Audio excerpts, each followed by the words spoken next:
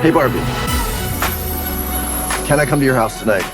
Sure. I don't have anything big planned, just a giant blowout party with all the Barbies and planned choreography and a bespoke song. You should stop by. So cool. This is the best day ever. It is the best day ever. So is yesterday, and so is tomorrow, and every day from now until forever. Do you guys ever think about dying? Barbie is living the dream in her dream world where the Barbies rule the world. Ken is just Ken in a sea of Kens looking for Barbie's approval. The world comes crashing down when Barbie begins to realize that there is more to the universe than a perfect Barbie world. Hey everyone, welcome back to Clubhouse Movies Podcast. I'm your host, Marc Rubalcaba, joined once again by Mr. Abel Pineda, and today we'll be reviewing Barbie, directed by Greta Gerwig. By the way, a movie I did not expect either of us to be reviewing, but here we are. Well, there's been a lot of buzz about it, and this hasn't been, in the summer of 2023 has been probably the weirdest movie summer in the world. And now, as we're just about getting into fall 2023, I got to ask myself, did the Marvels come out? Whoa! Right? Did it? Is that supposed to? I don't think that was supposed to come out in November. Well, here's the thing. I don't know. Usually with Marvel movies, usually there's that, but there was really only one event this summer, and that was Barbenheimer. And here's the bummer about it is Oppenheimer has been completely outshined by Barbie. I mean, what is it? It's like the 11th highest grossing film of all time right now. Yeah, ridiculous. It has, but I think Barbie is the second place, and there's really not a whole lot else to talk about other than maybe like Saw X coming out at the end of September. Which is just weird. And I've been wanting horror movies, but I don't care about Saw too much. I'm sure we'll watch it. But Saw's not a horror movie. Saw's an experience. Oh, there you go. I heard that's where we locked up. Near you. Yeah, I heard that's where they locked up Jose, by the way. But anyway, let's talk about Barbie. So, I thought this movie would suck. I think it was polarizing when people started thinking about it. But I think it is polarizing in all ways. I think no one got out unscathed once I watched it, and I think in a way, this is kind of a way I want to think about movies, is the first act is not as good as the last act. I want the last act to be good. And I think obviously, like, who doesn't want that nice overture, Like, it's just, like, this, in polarizing, dude, couldn't be more perfect a word. It was, like, I was watching this with my wife, and we were both, obviously, affected differently watching it. Like, she's watching it going, oh, it's Barbie, and I'm like, what the hell am I watching right now? And then we're watching it, and I'm like, oh, it is existential crisis Barbie. This is what I want to see. It is, but I feel like my biggest complaint was I didn't like the first act very much because it was almost shot for shot of the Lego movie. Where... Dude, yes. Please carry on, though. Yeah, I know. Shot for shot of the Lego movie, and then, like, as we start... Was it Lord Business? Yeah, Lord Business, Will Ferrell is a thing. And also... just kind of getting into it, but it also reminded me a lot of Zoolander. A lot of fish out of water, crazy. Dude, Zoolander had references to The Matrix in it, Yeah. It's like, it's so weird. The fact that we're talking about a Barbie movie and we're referencing, a Lego movie, Zoolander, and freaking, and whatchamacallit, and what the hell did I just say? Zoolander, and, Barbie, Lego movie, The Matrix. But Barbie is the zeitgeist, on which all of these have come off of. What is happening? I think I have to commend Barbie for actually owning it, that it borrowed from all these great movies. Because if you remember, the very first scene was a direct homage to 2001: A Space Odyssey, with the little girls playing with the monkeys, or the little girls acting as monkeys instead of baby dolls. It's the Barbie doll. And I wrote in my notes 2001 Barbie, whatever, right? Yeah. And then as I was looking through the cast, those girls were credited as 2001 girls. So, dude, get out! Are you serious? Yeah, definitely. And you know what's crazy is I was watching that, and like my wife was watching it with me, and I'm just sitting there going, why is this so familiar? Yeah. And I couldn't pinpoint it. Oh, because they did it in Everything Everywhere All at Once with the hot dog hands. Dude, that was weird. But anyway, this movie borrows from a lot of other movies. And at first, like I said, it kind of pissed me off because I thought they were just kind of borrowing from the Lego movie. And then even like Toy Story in a way, because they're toys. Yeah, You're just a toy. But I think there was a scene, and I think Will Ferrell kind of played it just right, where, you know, it's not a big surprise that there's a Barbie world and a real world. It's in the trailers. It's kind of like the way that things are going to go. But there's a scene halfway through the movie where a guy asks Will Ferrell, so what is the Barbie world? Is it another dimension? Is it another dream? Is it philosophical? Does it really exist? He's like, all of that and more. You know, just the way he says it. It's that, but a little more, but a little less. Like it was so good. The way like Will Ferrell absolutely nailed this character here. He was Lord Business before Lord Business. It's just so weird. So weird. I knew Lord Business as Mugatu before he was Lord Business. Dude, and here's the thing. We're talking about Zoolander, right? It's like the evolution of this character, Mugatu. And in a sense. And you know, in a way, like, I'm not sure if Ken is supposed to be the bad guy. I mean, okay. Ken... And mind you, if you have not watched this movie, Ken is referenced to literally any and every dude except for Michael Cera's character. Oh yeah, that's it. Everybody is Ken except for him. Yeah, what did we call him? Alan? I think his name is Alan, but what I lovingly called him or coined him as, I was like, he is Morpheus Ken. He was Morpheus? No, because he's the only one who's acutely aware of what's happening. Oh yeah, he's the one who's aware of he's been what's unplugged happening since around the beginning him and doesn't fold to it. Well, I like to think like the Kens, like we're total dudes, like all of them. Yeah. And I liked I shall call him Shang-Chi Ken. Unapologetically so, by the way. Huh? It was pretty funny. Like the way they were dudes. It was like tongue in cheek, hilarious. They were just so okay. Just to paint the picture, in the beginning, there is a Barbie world with Barbie's Playhouse and Barbie everything, and the Barbies run the universe. And there's even the Barbies nobody talks about there. Yeah. And the Kens are there too. And I think there's a quote later on where they say, "Where do the Kens live?" I don't know. They just show up. They just show up. There's no Ken Playhouse. Yeah. And which sets a little forethought right there. You'll be aware of what's happening. Yeah. So Brian Gosling, he's the main Ken, right? And he has an ongoing rivalry with Shang-Chi Ken. What was his name? Sam Lu Kim from the Shang-Chi movies, right? Yeah. And the two are always trying to show off each other. Like they're always trying to bust each other's balls to impress Barbies who do not care. Simu Liu, that's his name. Simu Liu. Yeah, I'll just call him Shang-Chi back and forth. Yeah, but Shang-Chi. Yeah. But they're always like trying to do surf competitions and trying to like show off each other.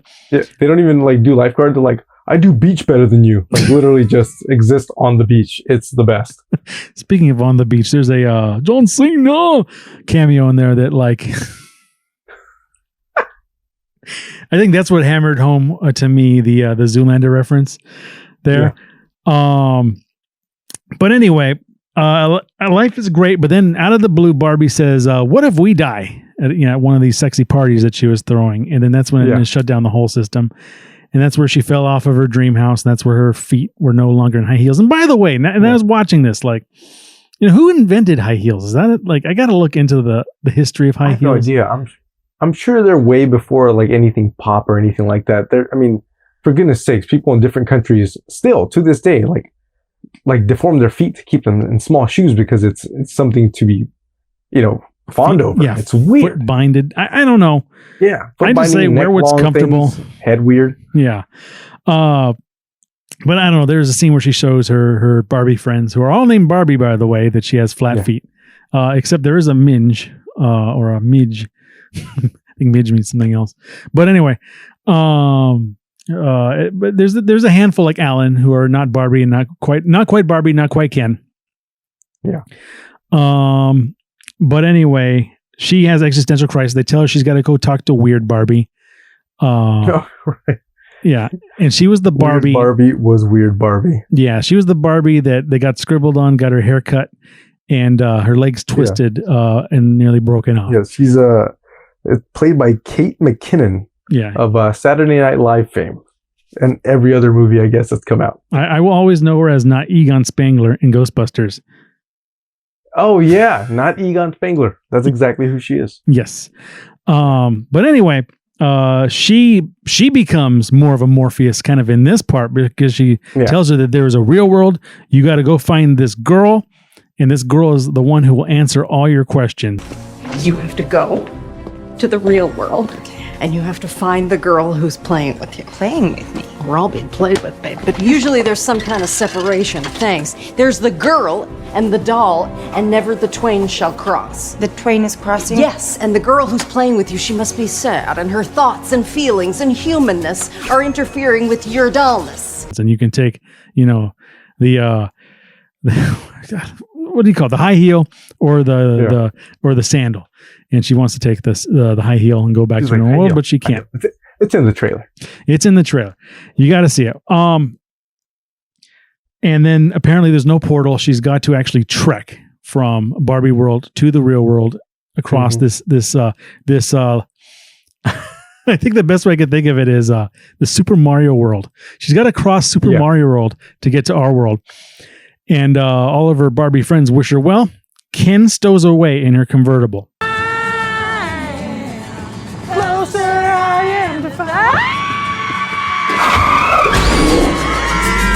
Right. And then this scene, after watching it again, after finding out what Ken becomes and who Ken is, they actually seem happy together when they're on this trip. They're doing the relationship Olympics and they are happy together. Relationship Olympics, yeah. That's what a vacation is. That's the first relationship Olympics, is a vacation. You got to see if you can, handle being together for 72 hours or so. But anyway, they go into the real world. Barbie, they immediately get arrested because they punch a dude or some dude slaps face. They're dressed like Zoolander characters and like like some dude smacks Barbie's butt and she immediately punches him in the face, which of course. She shouldn't have gone to jail for that. I don't think so because you slap a girl in the ass. Yeah, that gives her right to punch you in the face. I'm sorry. Yeah, that's how it works. 100%. And then they steal a bunch of cowboy outfits and they get thrown in jail again for that. All right, because they didn't pay. Yeah, you got to pay for those. And they took off running. Yeah, that's pretty good, actually. Then they decide to split up. I'm not sure why they split up, but Ken goes on his existential journey to find out. It's because I think she sat on a bench and was talking to some old lady. And then he's like, well, I'm going to go do this. And, goes to library. And he just goes through like this montage of men are great, men are everything. And it is the funniest thing while she's also experiencing women don't get any of this stuff. I'm starting to think this is wrong. I totally dug the subtext here with the horses. First, I thought it was run by horses, but then I realized it was run by men. Yeah. And then later on, the Mount Rushmore is horses, by the way. It was pretty awesome. It was good. I couldn't help think. Good fun. Was there a draft of this movie where the horses were penises? I got to go back and think about. No idea. I mean, cats had buttholes in cats. I was trying to push this one, but that one's going forward.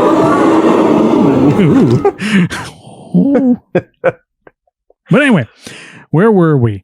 So yeah, you're right. Barbie gets stuck talking to this old lady, and then she goes to a school and finds the little girl she's supposed to talk to. But that little girl is over with the Barbie. She does not care, and she doesn't want to live in Barbie's dream world because life apparently is too hard for her. Well, she's essentially living through the grunge phase that we experienced as kids. Yeah. She's like, it's all back now. It's all coming back. She's in the grunge phase. Yeah. You've been making women feel bad about themselves since you were invented. I think you have that the wrong way around. You represent everything wrong with our culture. Sexualized capitalism, unrealistic physical ideals. No. You're describing something stereotypical. Barbie is so much more than that. Look at yourself. while Ken is trying to do appendectomies and find his inner man because men run this world. Why didn't Barbie tell me about patriarchy, which, to my understanding, is where men and horses run everything? Sure. I shall seek my fortune there. All right. So. It's so funny. Oh man, Ryan Gosling killed it.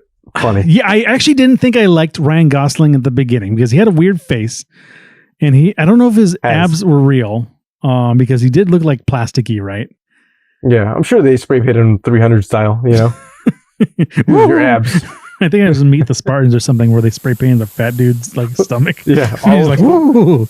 He's like, whoa, this guy's got 8 packs and a keg behind it. Let's have a tickle fight. Somebody tickle me. Oh, no. We'll get back to that. Oh yeah. Oh, but anyway, where were we? Okay. So this little girl here just shows up, so she's mad, right? Okay, whatever.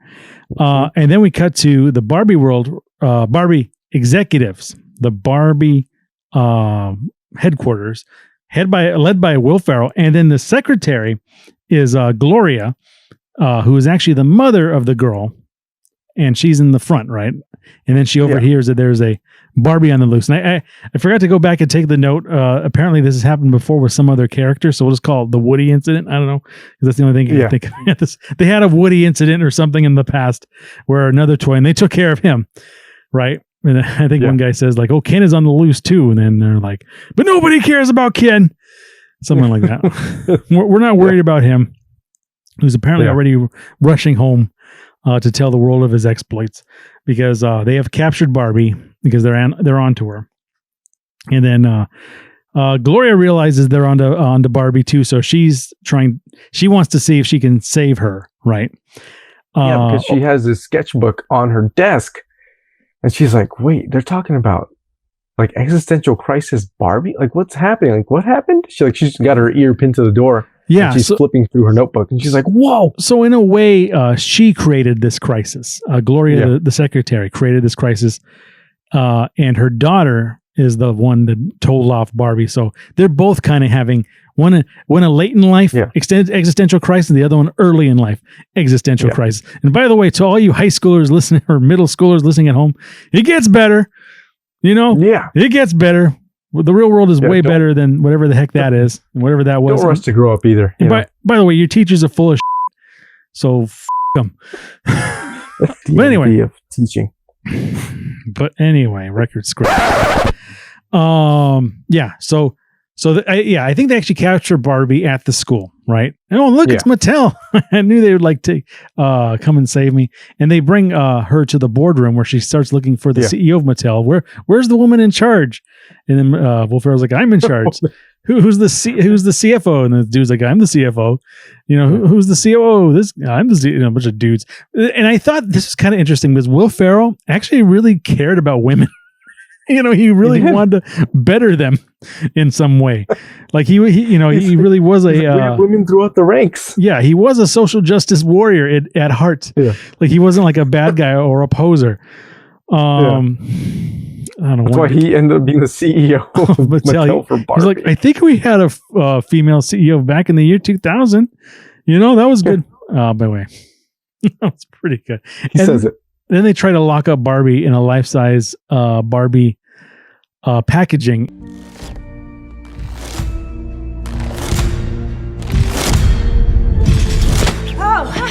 And I remember the twisty things on like my action figures that they were like stuck to the thing. They were trying to twist her into that before she escaped. That was ridiculous. Yeah. You know what's funny?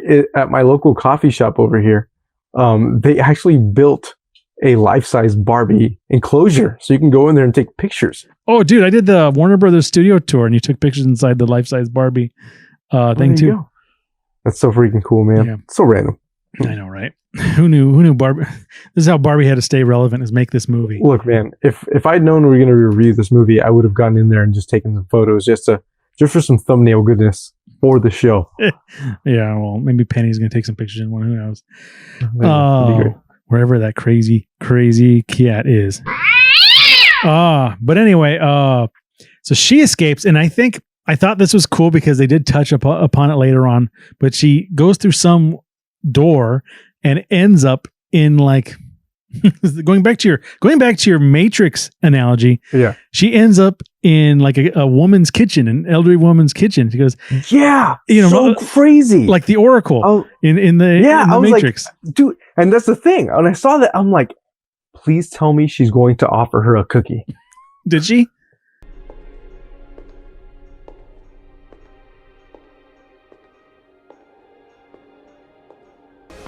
Tea? Yes, please. No. Oh. No, she didn't. That would have made me jump for joy. Oh yeah, it would have been so. If she did offer the cookie, I would have got the reference then and there. I'm like, oh, a cookie, and just like, oh, Exactly. it would have been awesome. But no, that didn't happen. But they did talk a little bit about life and some existential stuff, and then she tells her how to escape, which was nice. But anyway, she escapes. They don't know and she just jumps over the turnstile, and the executives don't know how to get past because they don't have their key cards.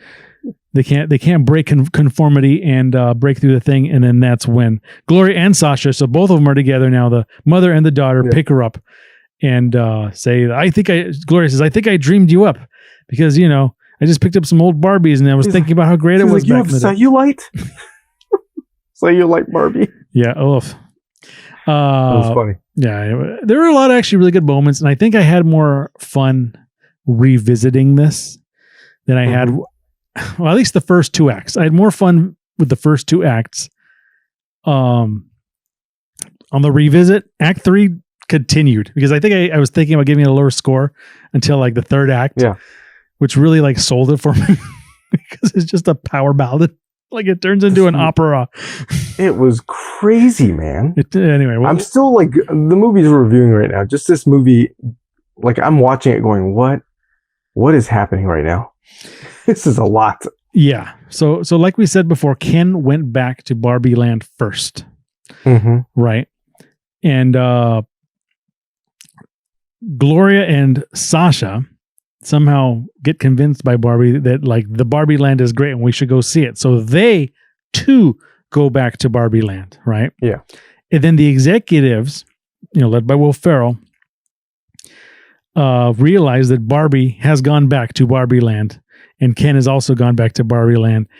And that's when the executive asks, what is Barbieland? Is it real? Of course it's real. Why wouldn't it be, Is Barbieland like an alternate reality, or is it like a place where your imagination... Yes.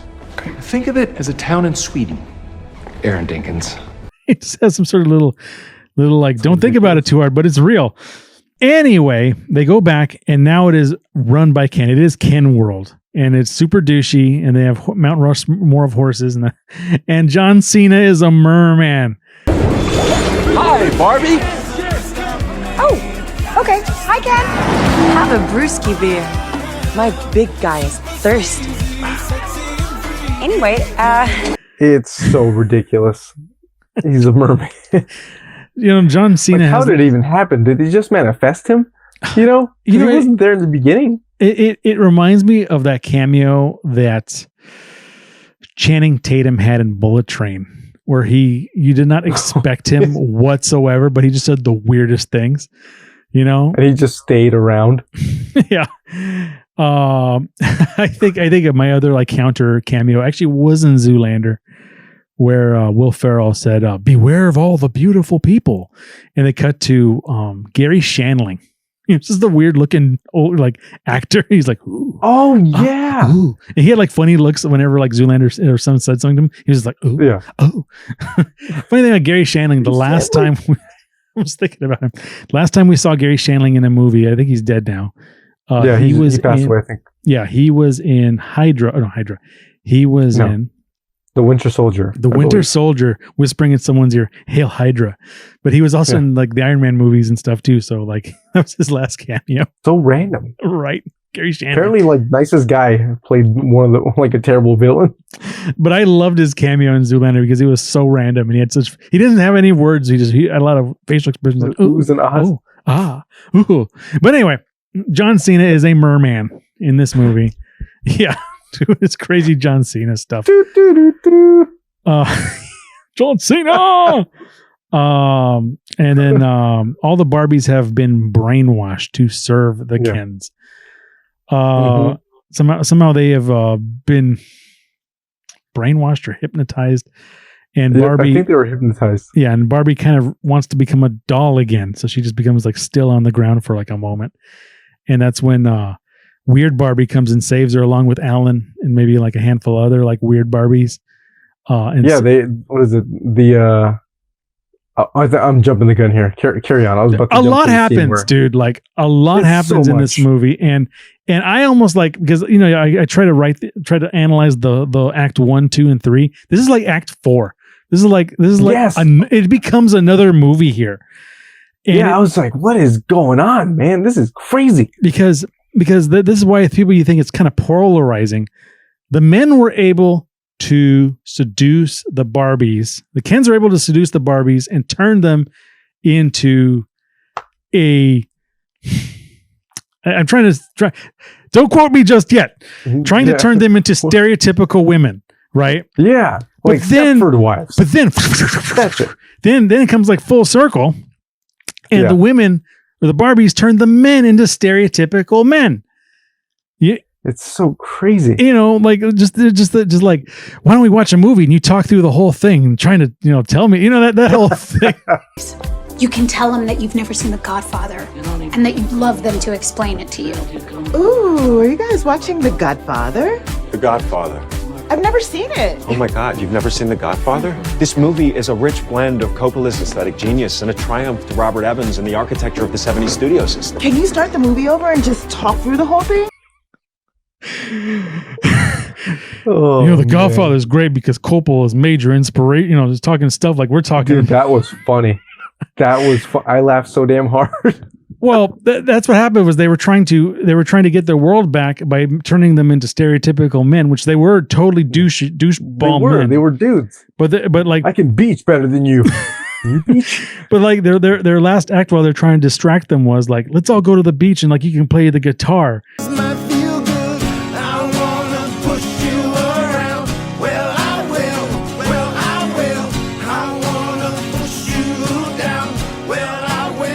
And they're all playing the same song on acoustic. And one douche has like the drums. And then it says 4 hours later, they're still singing the same songs.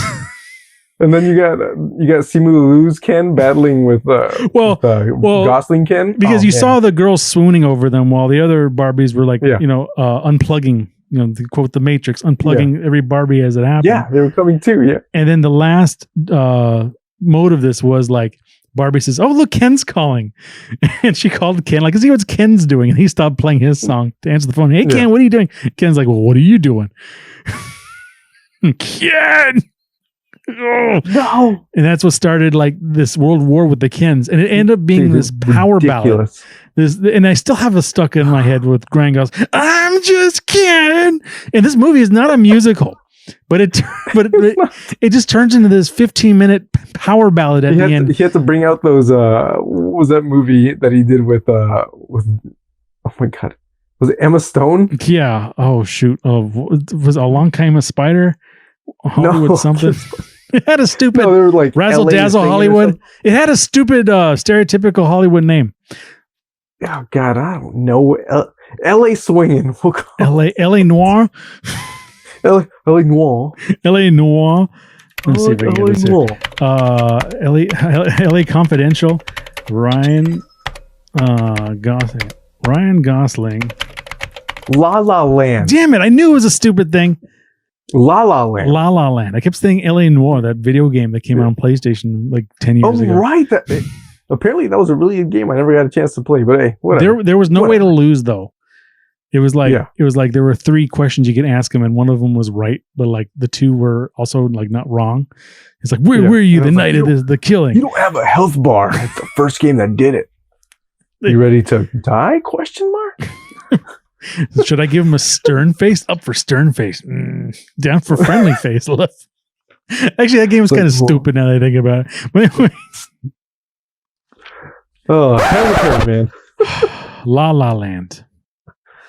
What happened to La La Land? Okay. Yeah. So it's just a big musical. And then he sings I'm Just Ken. And it goes off into like a stupid like Temple of Doom like opening with like the showgirls, but they're all Kens. I'm just Ken. And then they go into a Braveheart battle and everything. And then they realize they lost the vote and Barbies have gotten their world back and all is well. But she's a Barbie girl in a Barbie world after all.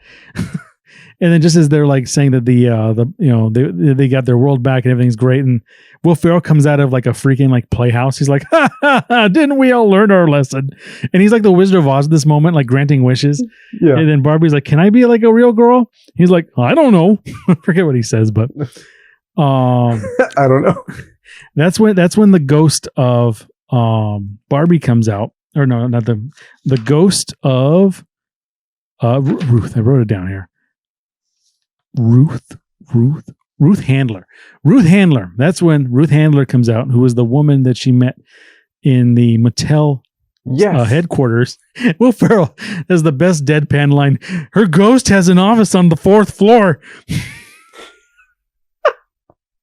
Like, pretty awesome. Dude, that was ridiculous, man. If only they told Barbie that earlier so she can find out exactly what's happening, that there's some haunting going on here.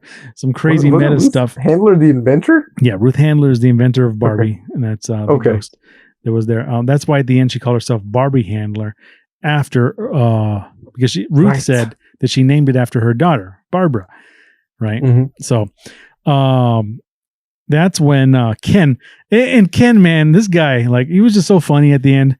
I like he was wearing a shirt. Do you remember what it said? Thank you. Thank you, Barbie. No, I don't. I am Knuff. Dude, that is hilarious. It said enough. I am Knuff. But it had like the Ken logo on it. Yeah. I am Knuff. And that's the one at the end where Will Ferrell goes, we should all tickle each other. Here, someone do me. And he's like tickling everyone. This movie lost. Why I didn't remember it. It's so weird. This movie lost control at the end. And then that's when Gloria and Sasha said there should be a normal Barbie. And then like Will Ferrell's like, that would do so poorly. That's the worst idea in the world. Someone's person here. It might make a lot of money. Generic Barbie? Yeah. He says it might make a lot of money. And they're like, it sounds like a great idea now. No. And this is where it kind of turns into Pinocchio, where Ruth can turn Barbie human, right? So she wants to be human after this. And he's a real boy. Yeah, I'm a real girl now. Yeah. So then she gets transported into the real world where she sees her gynecologist, which is kind of a weird way to kind of end the movie there, you know? Just hard stop. Yeah, literally a hard stop. Okay, well, yeah. I don't know. Maybe she's got like UTI or something. Okay. I don't know. Oh no. Oh, you know why? Just occurred to me. I am because Ken. Remember? I don't know if you remember. Ken said he didn't have anything. Yeah, they neither of them had genitals because they were not human. So I guess she's a real girl. Like I get it now. Okay, makes sense. A real girl. A little weird. Yeah, that's it. This movie was weird, but it was fun. And there's a lot to go through, and I think that of some of the other meta movies that have come out, I think the biggest disappointment, Ready Player One. Do you remember that one? Really? You think that was a disappointment? I think it was a disappointment. I don't remember anything about it. You gotta be the first person I've ever heard that out of, man. Everyone I talked to is like, yeah, I remember that movie. Well, I remember it. Yes. I guess I do remember it, but I remember not liking it. And I remember it being kind of weird. Kind of, I don't know. I didn't like, so to me, this movie kind of ended like Ready Player One, just full of like meta references.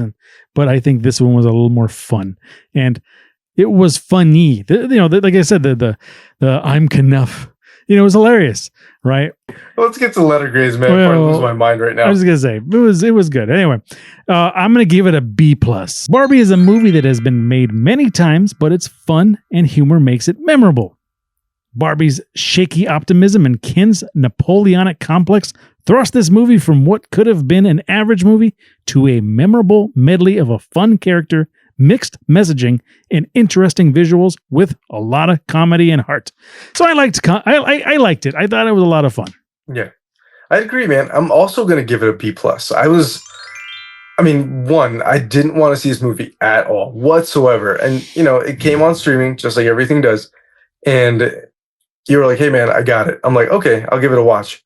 The moment I put it on, I was stuck. I could not believe how just involved it became with the movie. I was just so blown away by, one, the acting was spot on for how terrible it was. Just the entire thing, it just sucked me right in. Then you see Will Ferrell, and I lost my mind. And I was like, all right. And then I heard the references, and I'm like, oh, okay then. But yeah, that's my B+. I definitely watch it. It gets a Barbie plus from me. Yeah, and I think if you just give the second and third acts a chance, if you watch the first act, this is stupid, because it does start very kind of stereotypical, like what you think you're gonna see, but it ends funny. And I think, like we kind of said earlier, don't take the metatextual stuff too seriously, because they really kind of go on stereotypes of both sides, because the women were, what do you call it? They were wooed by the Kins, once it really came down to it. But then they were able to shake it, and then the Kins were so stuck up their own assholes that they destroyed the universe. It's fun. It's a good movie. It is a good movie. It has no business being as good as it was. I'll say that. Yeah. So in a world of 2023, when I listen to this 300 years from now, I'm going to think that this was this is one of the highlights of movies in of the summer of 2023. And as of this time, I still have not seen The Marvels, nor do I plan to. Yeah, same here. Same here. I'd rather watch Barbie. You said it. Yeah. But anyway, that has been our hot take for Barbie. Remember to check us out on Twitter, Facebook. Yeah, they call it X now. I don't even know about that. Yeah, I think it's called X. Yeah. Whatever. I think Triple X was a Vin Diesel movie, right? Yep. Check us out on Twitter, Facebook, anywhere you get your podcast. We are around. I am your host, Marc Rubalcaba, joined once again by Mr. Abel Pineda for Clubhouse Movies Podcast. We will catch you next time. All right, that is my favorite note.